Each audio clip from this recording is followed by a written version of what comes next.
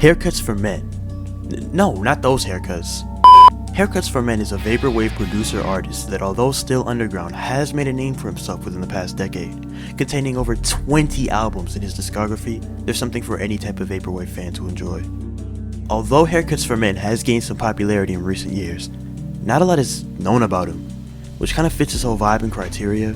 But just who is he? What is he about?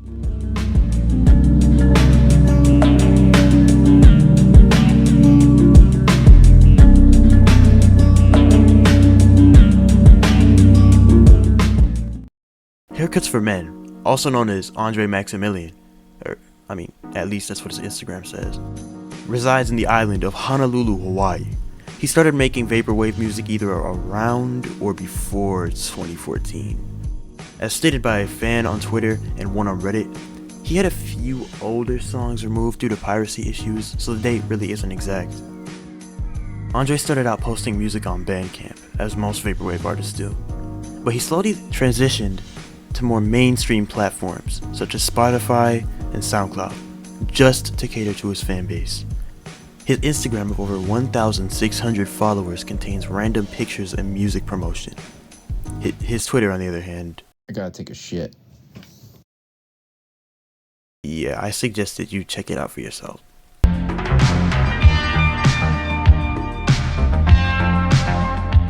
Soon, everything would change.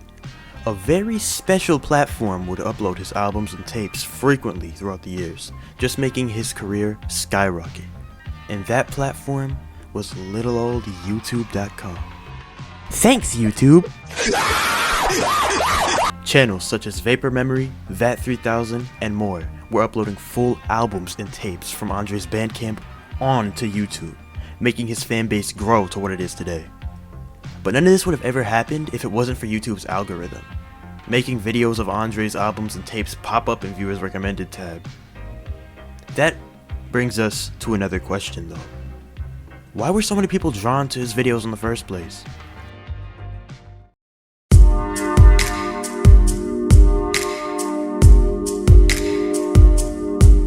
Alright, in my honest opinion, Haircuts for Men cover art played a huge role in Andre's underground success.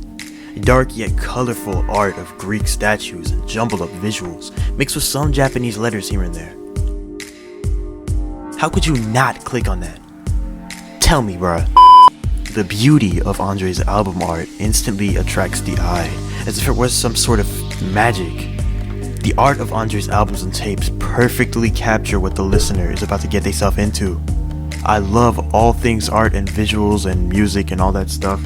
So when I heard of Haircuts for Men, I was amazed at his use of art and the unique sound of his music. The reason why so many people love his music is because of just that. His music is geeked. Geeked! It's a unique kind of vaporwave. It doesn't sound like it based on the heavy use of samples and different style drums, but it still gives it a feeling of nostalgia, darkness, fun, and hope for the future. As most vaporwave tracks should leave you feeling. Damn, that kinda sounded like a political statement. His most popular album is a perfect example of both the art and sound working together to make completely vibed out tracks. Translated from Japanese, the album is titled Down, Tumble and Die. Pretty dark. As you can see, the art resembles a cassette tape box colored in light blue and Japanese letters surrounding it. But just around the middle of the box, there's a Greek-like aesthetic statue, colored in dark, black, and red colors, reminding you that this is still a vaporwave album. When I first heard this album, and I hear the drums come in on that first track, also translated from Japanese, the song being titled Unoccupied House, I at first thought it sounded like some old Japanese jazz from the 80s, like some Ryo Fukui. But I also thought it sounded like, some European music from the 2000s.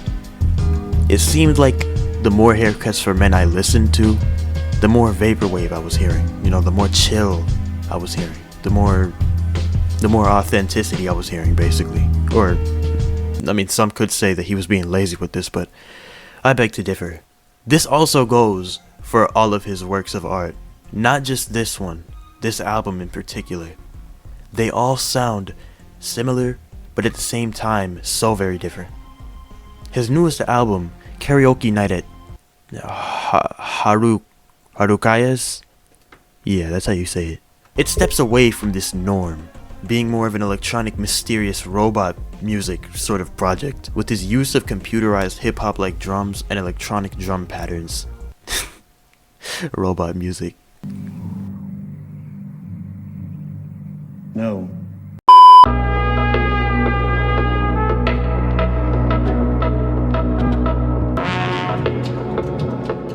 In June 2020, 167 days ago of me recording this, allegedly, a tweet was made through the Haircuts for Men Twitter that supported police violence.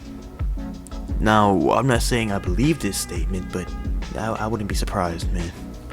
Almost all of his songs have to do with a tragedy or murder. The titles, of course. It just gets really old really fast. I get it's all jokes and it shouldn't be taken seriously, but I'm gonna be honest with you, half of it is annoying. At the end of the day, I think it's all about the music. Yo, you made it to the end of the video. Congratulations. Yes, thank you for watching. Special thanks to me. You know what I'm talking about? Made it all happen. Yeah, I edited it. I recorded it. I recorded the audio and everything. So thanks to me, I think I deserve that. Special thanks to Haircuts for Men, you know. He just molded my entire summer. He made my entire summer really good, summer 2020. But most importantly, last but not least, thanks to you guys for actually giving me the views, watching this. This is my first video essay. I'm planning on doing more. But yeah, I just thank you guys. Give it a like, a thumbs up, subscribe to my YouTube channel if you want to. I'm still starting out on the second channel shit. You should definitely subscribe to my Beats channel though. Follow my SoundCloud, I guess. Shameless plugs at the end. All of you already left the video. I know you did. But yes. Thanks for watching this. Goodbye. I've been speaking for way too long. Way too long.